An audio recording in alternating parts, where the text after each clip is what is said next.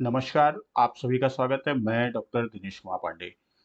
दोस्तों, आज हम लोग डीएलएड 4th सेमेस्टर के अंतर्गत फर्स्ट पेपर आरंभिक स्तर पर भाषा और गणित के अंतर्गत लेखन टॉपिक पर बात करेंगे कि लेखन का अर्थ क्या है, उसका महत्व क्या है या लेखन क्षमता का विकास हम कैसे करते हैं। तो यहाँ सीधे हम टॉपिक पर चलते हैं। जैसे लेखन की बात हम करते हैं, तो यहाँ जो हमारे शिक्षा शास्त्री और मनोवैज्ञानिक हैं, जितने भी हमारे शिक्षा शास्त्री और मनोवैज्ञानिक, उनमें अभी यह एक विचारणीय बिंदु है या यूं कह सकते हैं कि इस बात को लेकर अभी इनमें मतभेद है कि पहले पढ़ना सिखाया जाए, यानी पहले हम क्या करें इसके अंतर्गत, कि अब ये प्रश्न आता है कि पहले हम पठन की बात करें या लेखन की बात करें। तो पहले पठन को शुरू किया जाए या पहले लेखन को शुरू किया जाए, इसको लेकर अभी भी शिक्षा शास्त्रियों और मनोवैज्ञानिकों में मतैक्य नहीं हो पाया है। वैसे देखा जाए तो श्रीमती मांटेश्वरी ने बताया, या उनका जो विचार था कि बालकों को पहले लिखना सिखाया जाए। मांटेश्वरी मैडम का जो विचार था, या उन्होंने जो अपने विचार अपनी पद्धति के विकास में दिया कि पहले क्या करना चाहिए, पहले लिखना सिखाया जाए, पहले लिखना सिखाया जाए। इस बात के लिए उन्होंने ये कहा कि लिखना जो है वो वाचन की अपेक्षा सरल है। पहले लिखना सिखाया जाए। क्यों? चूंकि उनका मानना था कि लेखन जो है वह वाचन की अपेक्षा सरल होता है। लिखना सिखाया जाए। क्यों? क्योंकि लेखन वाचन की अपेक्षा सरल है। लेखन वाचन की अपेक्षा सरल है। जब हम मांटेसरी पद्धति की बात करते हैं, तो मांटेसरी पद्धति में जब आपके 4 स्किल, जो हमारे 4 स्किल हैं, भाषाई स्किल, भाषाई कौशल की बात हम करते हैं, तो 4 भाषाई कौशल आपके आते हैं, जिसमें पहला भाषाई कौशल होता है सुनना, दूसरा आपका है बोलना, तीसरा आपका पढ़ना यानी पठन, और चौथा लिखना, जिसे संक्षिप्त में हम आप पहला अक्षर लेके सोबोपली भी बोलते हैं। इसे सुनना लिसनिंग, बोलना स्पीकिंग, पढ़ना रीडिंग, और ये आपका राइटिंग। तो जब हम मांटेसरी पद्धति की बात करते हैं, इसकी, ये एक प्रश्न भी आपका कई बार पूछा जा चुका है कि मांटेसरी पद्धति में जो कौशल का क्रम है, वहां पर उन्होंने कौशल का क्रम listening, speaking, writing, then reading. तो उन्होंने जो क्रम दिया उसमें उन्होंने राइटिंग को पहले दिया और रीडिंग को बाद में दिया। तो यहाँ मांटेसरी मैडम का ये मानना था कि लेखन को पहले कराया जाए, पठन को यानी वाचन को बाद में कराया जाए। वास्तव में यदि हम देखते हैं कि लेखन केवल एक शारीरिक क्रिया, अगर लेखन की बात करें तो लेखन को क्या कहा कि केवल शारीरिक क्रिया, शारीरिक क्रिया से क्यों संबंधित किया? क्योंकि अगर देखा जाए तो हाथों की गतिविधियां ही करनी पड़ती हैं। केवल शारीरिक क्रिया है जिसमें क्या होता है, हाथों की गतिविधियां ही करनी होती हैं। जैसे हम आप लिख रहे हैं तो वहां हाथों की गतिविधियां ही करनी होती है। किंतु वाचन की बात जब करते हैं, जो मांटेश्वरी मैडम ने कहा कि जब हम किसकी बात करते हैं, वाचन या पठन की बात करते हैं, तो वाचन या पठन में जब हम देखते हैं तो वहां क्या होता है, वहां शब्द, चिन्ह और ध्वनियों से परिचय प्राप्त करना होता है। किनसे? हम विभिन्न शब्दों से, विभिन्न चिन्हों से क्या करते हैं, या ध्वनियों से, जो हमारा भाषा का मूल है, उन ध्वनियों से क्या होता है, उनसे हमको परिचय प्राप्त करना होता है। उनसे परिचय प्राप्त करना यानी उनसे हमें परिचित होना होता है। और यह कार्य अगर देखा जाए तो जो ये कार्य है आपका, शब्द, चिन्ह, ध्वनियों से परिचय प्राप्त करना, ये क्या है, देखा जाए तो यह कठिन कार्य के अंतर्गत ये मांटेश्वरी मैडम का मानना है। तो यहाँ पर मांटेश्वरी मैडम ने अपने जो विचार दिए, मांटेश्वरी के अनुसार जब हम बात करते हैं तो उन्होंने जो विचार दिया कि केवल शब्दों का उच्चारण, वाचन के संबंध में उन्होंने कहा कि केवल शब्दों का उच्चारण कर देने से ही वाचन नहीं है। केवल शब्दों का उच्चारण कर देना ही, शब्दों का उच्चारण कर देना ही मात्र वाचन नहीं है।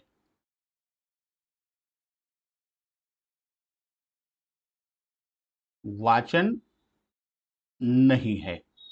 फिर इन्होंने क्या कहा कि शब्दोच्चारण, केवल शब्दों का मात्र उच्चारण कर देना ही वाचन नहीं है। उन्होंने इसके लिए कहा कि केवल शब्दोच्चारण की क्रिया, मांटेश्वरी के अनुसार अगर हम कहें कि केवल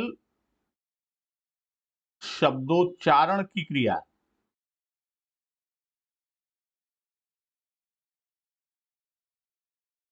को किसने, केवल शब्दोच्चारण की क्रिया को मांटेश्वरी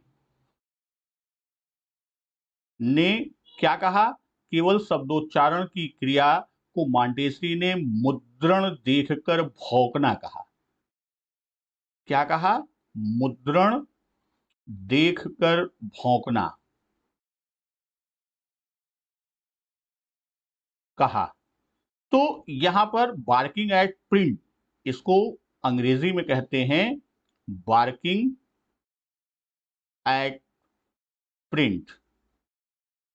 तो ये जो आपका है कि बार्किंग एट प्रिंट अर्थात मुद्रण को देखकर भौंकना, ये किसने कहा? ये मारिया मांटेश्वरी या मांटेश्वरी मैडम ने अपने विचार दिया। लेकिन सामान्यतः जब हम देखते हैं, सामान्य रूप में जब हम बात करते हैं कि लिखने की क्रिया वास्तव में पढ़ने की क्रिया से कठिन है। यहां हम ये कह सकते हैं कि जो लिखने की क्रिया होती है, लिखने की क्रिया वास्तव में क्या होता है, वास्तव में पढ़ने से कठिन है, पढ़ने से कठिन है। क्यों? क्योंकि लिखते समय हमें क्या क्या ध्यान देना होता है। यदि आप देखें तो लिखते समय सबसे पहले अक्षरों की आकृति, क्या करते हैं हम, अक्षरों की आकृति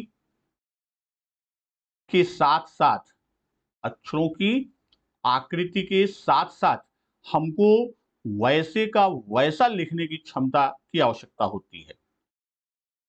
साथ ही साथ क्या होता है, वैसे का वैसा ही लिखने की आवश्यकता होती है।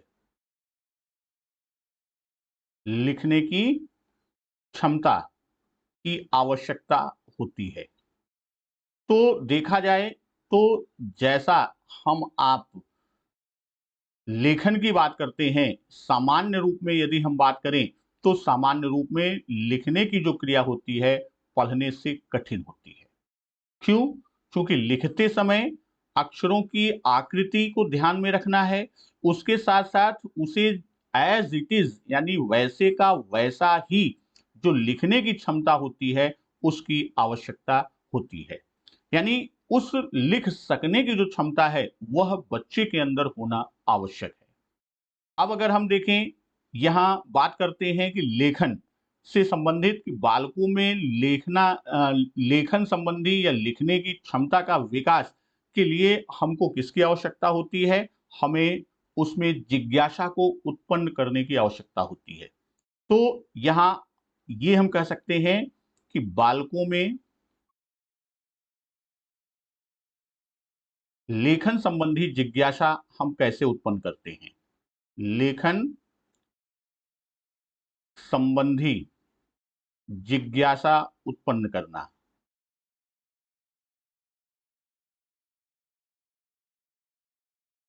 तो अब बालकों में जो लेखन संबंधी उनकी जिज्ञासा है, उसको हम कैसे जागृत करेंगे? उसे हम कैसे लिखने के लिए प्रेरित करेंगे? तो सबसे पहली चीज़ क्या है कि उनके रुचि को जो है ध्यान में रखना है। यहाँ सबसे पहली चीज़ क्या है? बालकों की रुचि। अर्थात हम ये कह सकते हैं कि लेखन संबंधी जिज्ञासा उत्पन्न करने पर ही उनकी रुचि, जैसे बालकों की जिज्ञासा को हम जागृत करेंगे, जिज्ञासा उत्पन्न करेंगे या बच्चों के अंदर जिज्ञासा को जागृत करेंगे, तब लेखन के प्रति उनकी रुचि जागृत होगी, उनमें रुचि उत्पन्न होगी, लेखन कार्य के लिए रुचि उत्पन्न होगी। वहीं हम बात करते हैं किसकी? दूसरी, कि उनकी क्रियाशीलता को प्रोत्साहित करना। दूसरा क्या है कि बालकों के अंदर क्रियाशीलता जो है, यानी बच्चे बहुत ही क्रियाशील होते हैं, एक्टिव होते हैं, उनके उसी क्रियाशीलता को हमें क्या करना चाहिए? उसी क्रियाशीलता को प्रोत्साहित करना चाहिए। बच्चों में विभिन्न प्रकार की क्रियाओं को संपादित करने की जिज्ञासु प्रवृत्ति होती है और जैसा हम लोग साइको में पढ़े हैं कि जो प्रारंभिक अवस्था की बात हम लोग कर रहे हैं एलिमेंट्री एजुकेशन में, कि बच्चे जब आते हैं विद्यालय तो उनमें जबरदस्त जिज्ञासा का भंडार होता है। यानी हर वस्तु पर उनकी जिज्ञासा दिखाई देती है और उसी जिज्ञासा को लेकर यदि हम उनकी जिज्ञासा को और उस जिज्ञासा को उनकी क्रियाशीलता के साथ हम क्या करें, हम उनकी क्रियाशीलता के साथ जोड़ दें, तो वह बच्चा बहुत ही मोटिवेट हो जाएगा, बहुत ही अभिप्रेरित होगा या प्रोत्साहित कर लेंगे। तीसरी चीज हमको ये ध्यान में रखना है क्या, कि जो बच्चे हैं उनको विभिन्न प्रकार के चित्रों में, जो रंगीन चित्र होते हैं, उन चित्रों में रंग भरना या रंगीन चित्रों को देखना पसंद होता है। तो हम क्या कर सकते हैं कि हम बच्चों को चित्रों में रंग भरने, और वो भी चित्र कैसे हों, एक ही प्रकार के नहीं, बल्कि विभिन्न प्रकार के चित्रों में रंग भरने को कहें। रंग भरने को जो है वो उन्हें देना चाहिए या उनसे कार्य कराना चाहिए। उनकी क्रियाशीलता भी इससे क्या होती है? वह जागृत होती है। वहीं बालकों के अंदर रचनात्मक वृत्ति होती है, यानी वह विभिन्न क्रियाकलाप रचनात्मक ढंग से करते हैं। तो उनकी इस रचनात्मक वृत्ति का हमें क्या करना है? उनकी इस रचनात्मक वृत्ति का हमको उपयोग कहाँ करना है? अपने लेखन कार्य में करना है। तो इस तरह हम ये देखते हैं कि बच्चों में जो लेखन के प्रति जिज्ञासा है, वह कैसे, जैसे अभी हम आगे बात करेंगे कि हम बच्चों में लेखन अभिव्यक्ति का विकास कैसे करें। जब जिज्ञासा होगी, यहाँ हम आप जानते हैं थॉर्नडाइक का जो लर्निंग लॉ है, प्राइमरी और सेकेंडरी अर्थात मुख्य नियम और गौण नियम। तो मुख्य नियम में तीन चीजें, पहला रेडीनेस की बात की, तत्परता, और वह जिज्ञासा या इच्छा को उत्पन्न करना ही तत्परता का नियम कहता है। फिर हम क्या कहते हैं?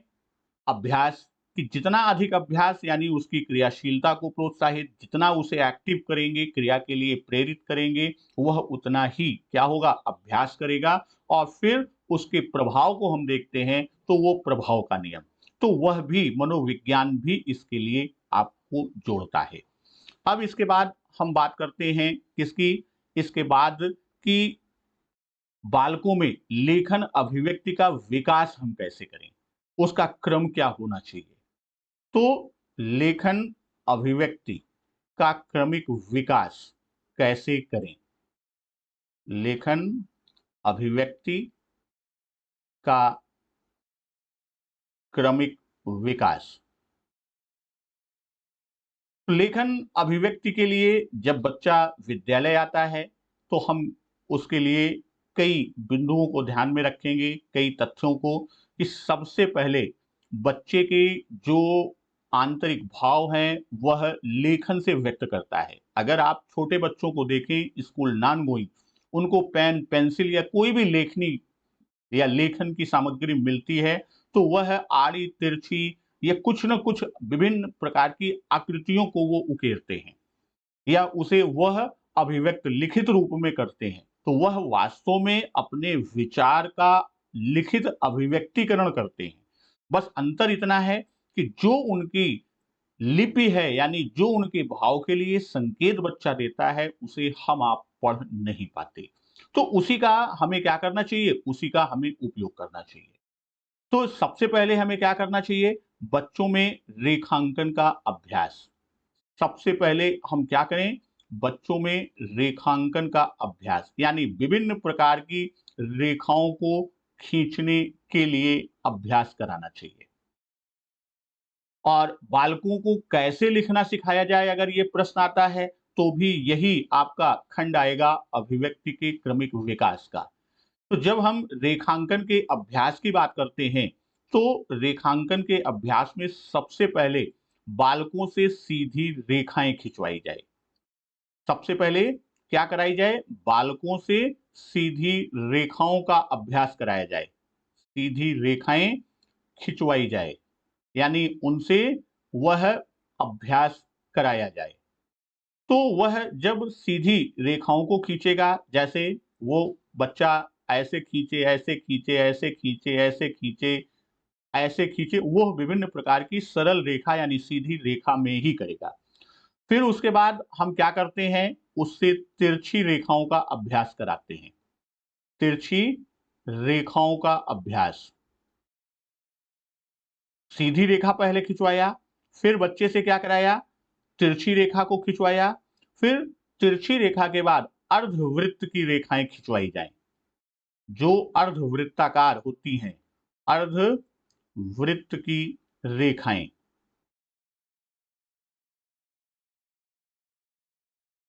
का अभ्यास कराया जाए और लास्ट में वृत्त और घुंडियां आदि बनवाई जाएं। और अंतिम क्रम में क्या हम करते हैं, वृत्त एवं विभिन्न प्रकार की जो घुंडियों का हम अभ्यास कराते हैं वह क्या कराया जाए, घुंडियों का अभ्यास कराया जाए। तो जो रेखांकन के अभ्यास की बात हम कर रहे हैं, तो रेखांकन में हमको क्या क्या करना है, सीधी रेखाएं खिंचवाई जाएं यानी उसका अभ्यास कराया जाए, तिरछी रेखाओं का अभ्यास कराएं, अर्धवृत्त की रेखाओं का अभ्यास कराएं, वृत्त एवं घुंडियों का अभ्यास कराएं। तो इतनी चीजें जब हम कर लेते हैं तब उसके बाद हम अगले क्रम में चलते हैं। तो जो हमारा अगला क्रम होगा उसमें वर्णों की रचना का अभ्यास। इसके बाद लेखन में हम क्या करेंगे, वर्णों की रचना का अभ्यास। तो वर्णों की रचना में हम विभिन्न प्रकार के वर्ण लेंगे। यहाँ पर भी हम ध्यान देंगे कि जो लगभग समान प्रकार के वर्ण होते हैं उनको हम एक साथ रखते हैं, एक साथ अभ्यास, अर्थात वर्णों को विभिन्न वर्गों में बांटकर जितने भी हमारे वर्ण हैं उन वर्णों को क्या करते हैं, हम वर्गों में बांटकर और उसके आधार पर हम बच्चे को सभी वर्ण का अभ्यास कराते हैं।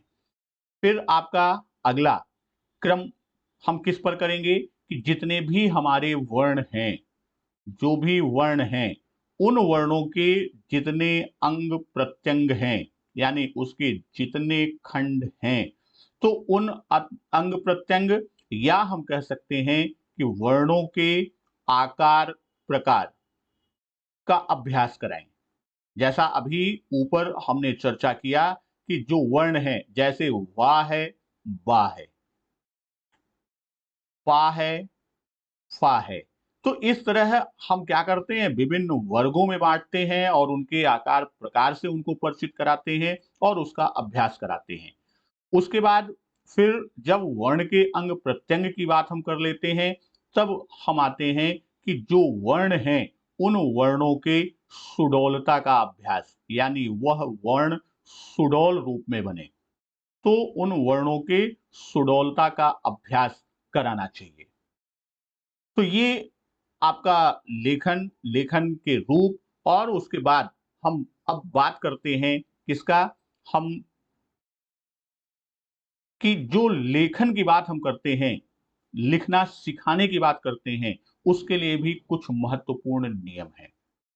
तो अगले क्रम में चलते हैं, लिखना सिखाने के महत्वपूर्ण नियम।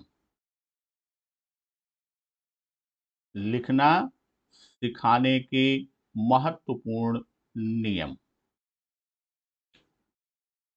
इसमें कुछ महत्वपूर्ण तथ्य हैं जिनका हमको ध्यान रखना होता है, और उन्हीं के आधार पर हम बच्चों में लेखन का अभ्यास कराते हैं या लिखना उनको हम सिखाते हैं। यहाँ सबसे पहली चीज जो ध्यान में हमको रखना है, या ये कह दें कि जो आवश्यक ध्यान रखने की बात होती है, ये भी प्रश्न आपका आ सकता है कि लिखना सिखाते समय किन आवश्यक बिंदुओं का या तथ्यों का ध्यान रखना चाहिए। तो उसमें सबसे पहले जो बात हम करते हैं कि लेखन चक्र अवधि लंबा ना हो। लेखन का चक्र अर्थात जिस अवधि में हम लेखन का कार्य कराते हैं, वह अधिक लंबा ना हो, वह अधिक लंबा ना हो। क्यों? क्योंकि बच्चा छोटा है और वह ऊब जाएगा, थक जाएगा, या उसके अंदर क्या होगा, उसके अंदर अरुचि उत्पन्न हो जाएगी। दूसरा, कि सिखाने का एक क्रम होता है। जब हम बात करते हैं किसका, लिखना सिखाने का एक क्रम होता है।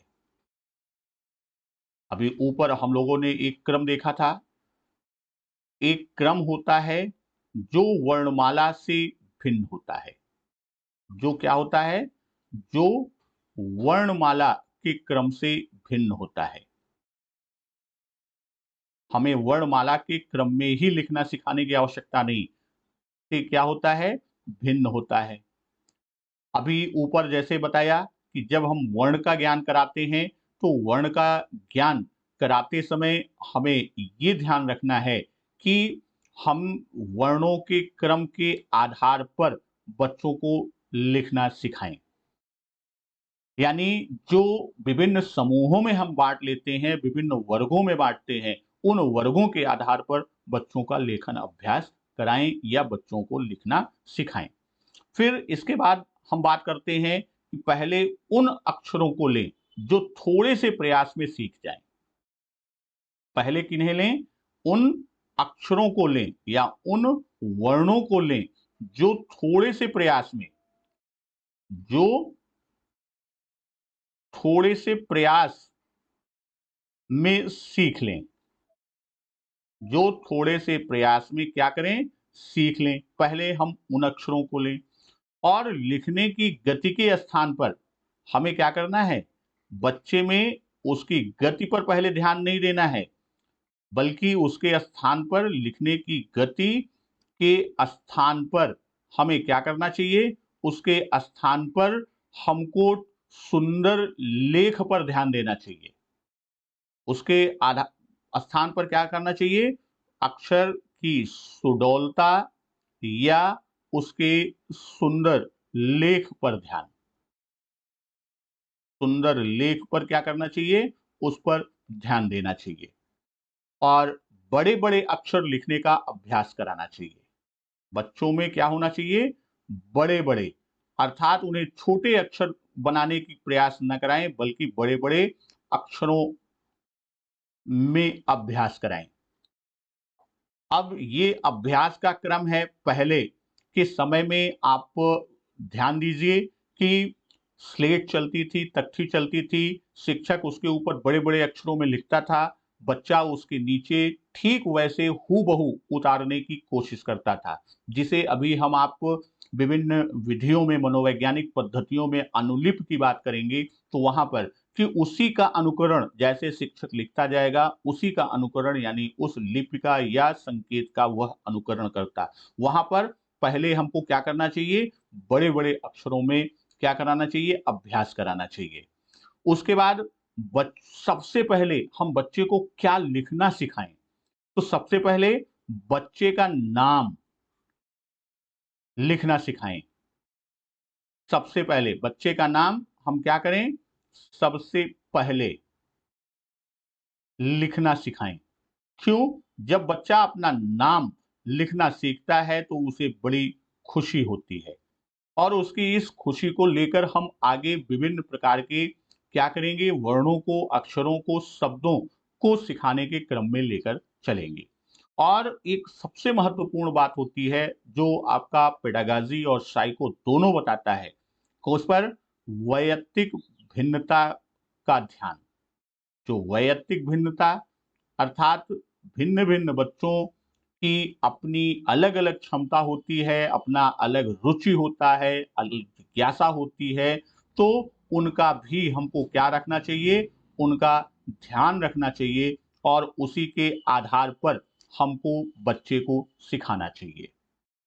और अंत में आज के खंड में हम बात करते हैं कि लिखना सिखाने की मनोवैज्ञानिक प्रमुख पद्धतियां कौन सी हैं। तो लिखना सिखाने की मनोवैज्ञानिक पद्धतियां,